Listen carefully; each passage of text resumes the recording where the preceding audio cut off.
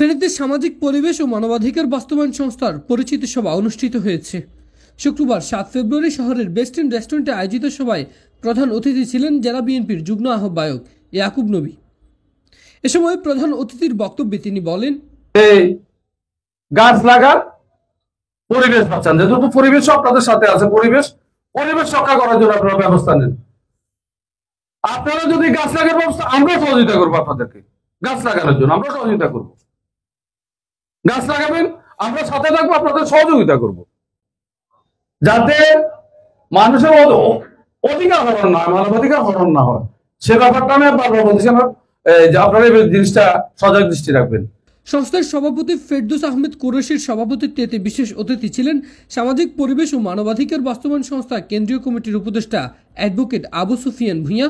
এ সময় তিনি মানবাধিকার রক্ষায় সংগঠনের নেতৃবৃন্দকে নানা পরামর্শ দেন এবং সবাইকে একসাথে কাজ করার আহ্বান জানান। সংস্থার সাধারণ সম্পাদক জাহাঙ্গীর আলমের সঞ্চালনায় বক্তব্য রাখেন সিনিয়র সহসভাপতি মাস্টার নিজাম উদ্দিন, সহসভাপতি মীর নিজাম উদ্দিন। এতে আরও বক্তব্য দেন শরীফুল ইসলাম রাসেল, অ্যাডভোকেট শাহজালাল ভূঁইয়া সবুজ, কিবরিয়া মজুমদার, রহমতুল্লাহ জিকু, সাইফুল ইসলাম, জাহাঙ্গীর আলম পিপলু, শাহিদ আলম, নুরুল আফসার, সাংবাদিক আব্দুর রহিম, আলী হায়দার মানিক, নাজমুল হক শামীম, লোকমান শেখ, সাইদ খান ও মুরাদ সিদ্দিকী। এম এ আকাশ, ফেনীর তালাশ, ফেনী।